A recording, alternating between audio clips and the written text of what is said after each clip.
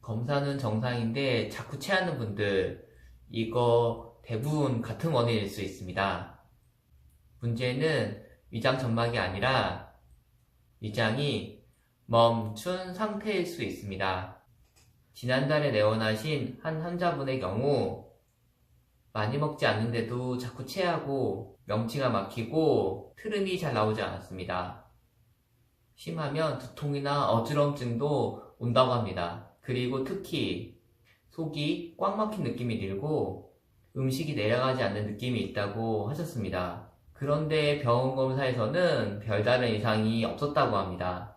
이런 경우 단순 채기로 보기보다 다른 관점에서 접근해야 합니다. 그럼 왜 이런 일이 반복될까요?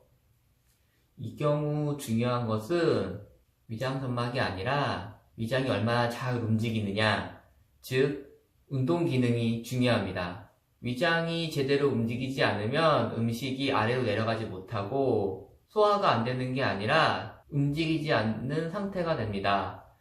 위장에 오래 머물게 되는 것이죠.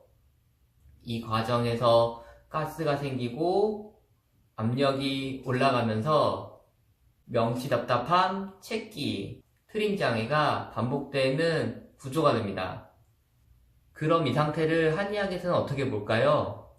이 상태를 한의학에서는 담적이라고 봅니다. 소화되지 못한 노폐물이 위장에 쌓이면 위장 운동을 더 떨어뜨리고 정체가 더 심해지게 됩니다.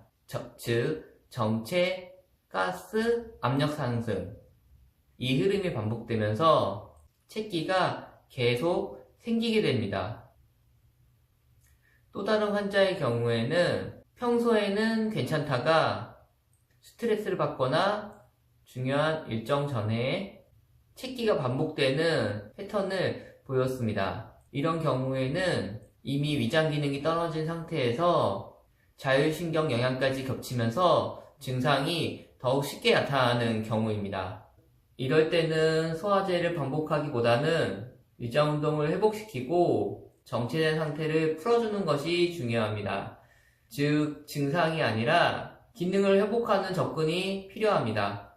그래서 반복된다면 약을 늘리는 것이 아니라 위장 기능 자체를 확인해 보셔야 합니다. 이 상태를 방치하면 단순 체기를 넘어서 만성 소화불량, 가스, 피로, 장 문제까지 확장될 수 있습니다.